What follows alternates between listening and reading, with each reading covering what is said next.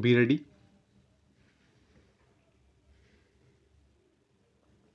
5 seconds.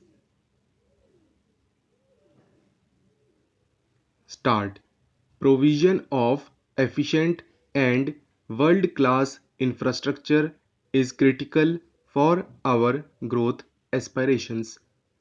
A key issue that bears repetition is the imposition of appropriate user charges necessary to provide adequate returns on investment. Some success has been achieved in areas such as telecom, roads, and ports where appropriate user charges exist. With the tariff rationalization and other bold measures introduced by my colleague, the Minister of Railways, we can expect the railways to serve well the key transportation needs of the country in the years to come. Other areas such as power, urban infrastructure, other transportation, and the like continue to experience great difficulty because of the lack of appropriate user charges. Restoration of financial viability in the power sector remains crucial. The average rate of return for all SEBs is about -40% and their combined losses continue to increase. Hence, this is one of the foremost challenge not only in the power sector but also for the fiscal health of the state governments and the overall performance of the economy.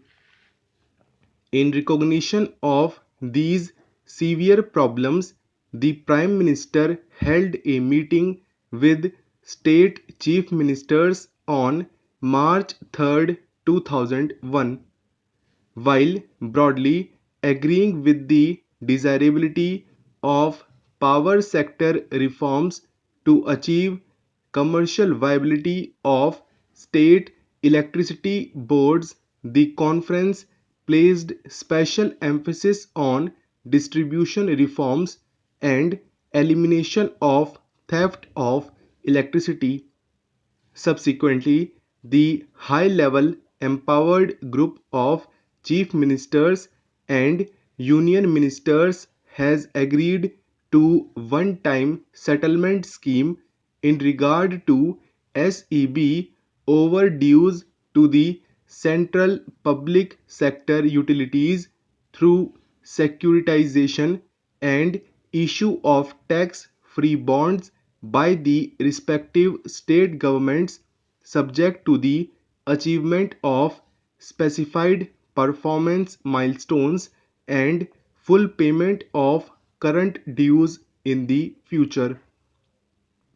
I would urge upon the states to come forward and implement the scheme speedily. The Ministry of Power has already signed memoranda of undertaking with 20 states and is expected to complete the exercise with the remaining states soon. To redouble our effort in this direction, APDP is being redesigned as the Accelerated Power Development and Reform Program with an enhanced plan allocation of rupees 3500 crore for 2002-2003 up from rupees 1500 crores this year. Access of the states to the fund will be on the basis of agreed reform programs in the future. I am glad to inform the House that the Prime Minister's National Highway Development Program, launched 3 years ago, is progressing well. It now promises to achieve a totally new scenario in the road sector. The Golden Quadrilateral will be completed substantially by December 2003, a year ahead of schedule. The north-south and east-west corridors have a length of 7,300 kilometers, of which 716 kilometers have already been four-laned. With the assistance of multilateral funding, other borrowings by the National Highway Authority of India with government guarantee and other innovative financing schemes, the funding for this phase will be fully tied up in 2002-2003. The present port trust structure does not allow Indian major ports to have the flexibility needed for efficient management and for raising institutional funding. It is therefore proposed to corporatize major ports in a phased manner. Private sector investments have been facilitated and 17 projects worth more than rupees 4,500 crore have already been approved and another 8 projects worth more than rupees 3,200 crore are under consideration. With corporatization of the existing ports and new private sector ports coming up, the regulatory structure will be strengthened. The government has already announced its decision to upgrade the international airports at Delhi, Mumbai, Chennai and Kolkata to the standards of world-class airports by including private sector management and investment through long-term leasing systems. Modalities for inviting offers have been finalized and the leasing process will be completed in 2002-2003.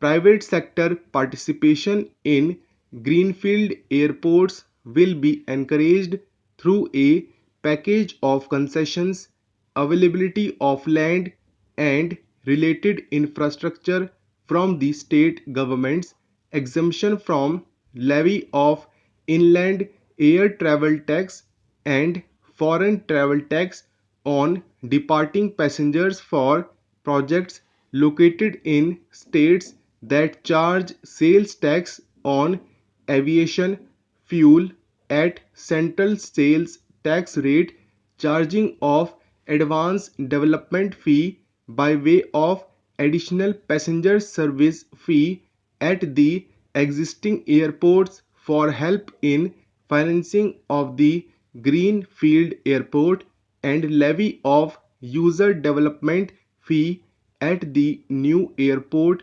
authority of India. The proposed new airports in Bangalore and Hyderabad will benefit from these concessions. The 2001 consensus shows that the urban population in India is now about 285 million, greater than the total population of the United States. The number of cities with more than 1 million population has increased from 23 in 1991 to 35 in 2001. We are aware of the sad plight of most of our towns and cities as such.